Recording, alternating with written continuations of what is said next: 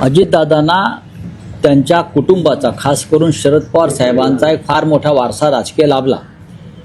त्याचा नक्कीच त्यांना फायदा झाला. अजितदादांचं नेतृत्व हे पहिल्यापासून संघर्षातून निर्माण झालेलं नाही. लाठ्या खाल्ल्या, अमुक खाल्लं, पण त्यांना जी संधी मिळाली कुटुंबाकडून, मग शरद पवारांच्या वारशातून, ती संधी त्यांनी योग्य प्रकारे वापरली. आपलं नेतृत्व निर्माण केलं. सतत लोकांमध्ये ते पोचण्याचा प्रयत्न करत होते. लोकांचे प्रश्न सोडवत होते. त्यांना दिलेलं प्रत्येक निवेदनावरती कारवाई होत होती. हा माझा अनुभव आहे.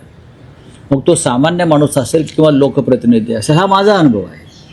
अशा नेत्याचं अकाली जाणं, हे आपण काल चित्र पाहिलं असेल की ज्या पद्धतीनं आक्रोश, अश्रू त्या तिथे लोक ढाळत होते. हे भाग्य फार कमी नेत्यांना मिळतं. हे पैशाने विकत मिळत नाही. हे तुम्ही या लोकांसाठी काहीतरी केलेलं आहे, राज्यासाठी काहीतरी केलेलं आहे, समाजासाठी काहीतरी केलं आहे. त्यातून हे हुंदके आणि अश्रू काल महाराष्ट्रानं पाहिले.